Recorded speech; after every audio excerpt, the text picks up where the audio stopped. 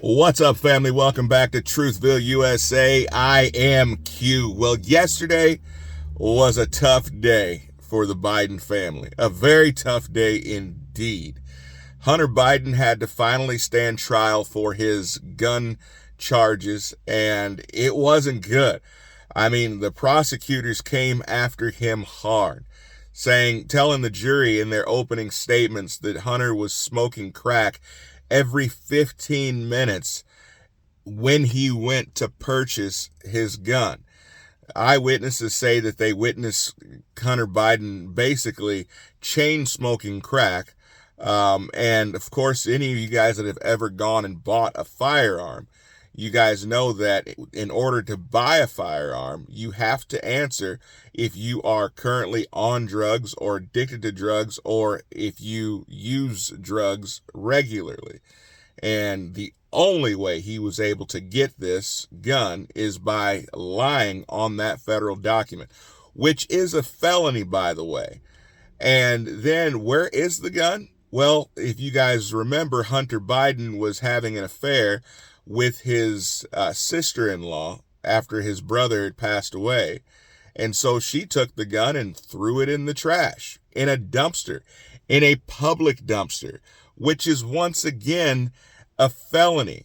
But the only way that we know about this is Judge Marienka up in Delaware, who's also a Trump appointed federal judge, and I give her the utmost praise, because if you guys remember correctly, there was a plea deal that was made, not for the gun charges.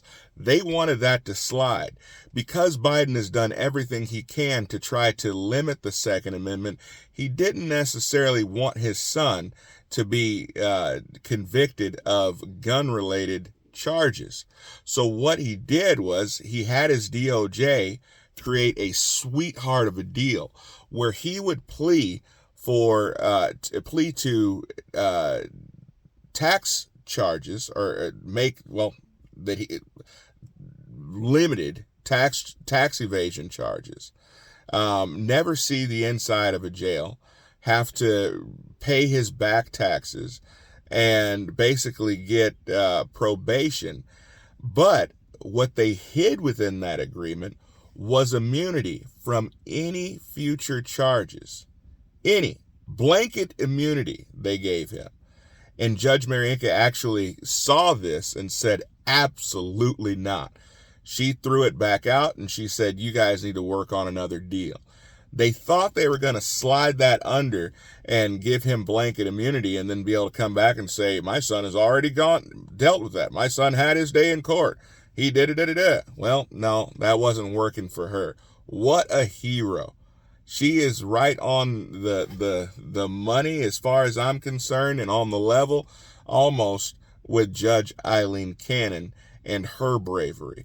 But once again, we never would have even known the type of sweetheart deal that the DOJ was doing had it not been for this brave and courageous judge. So this is the question I have.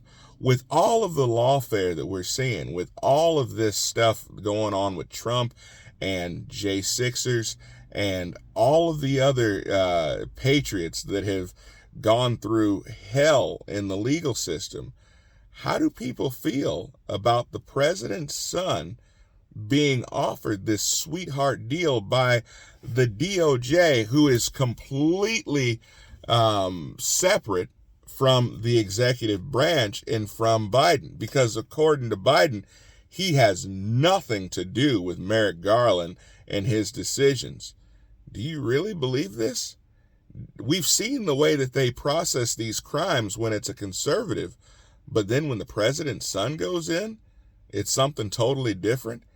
And you can't tell me that this has nothing to do with the president. If your son has this type of criminal activity, you don't think he could possibly be open to blackmail? In fact, if the 50 intelligence officers haven't come out and lied, Biden would have never won that election, or would have never had a chance to win that election. Comment below. Let me know what you guys think about this. Be blessed. I'll see you next time.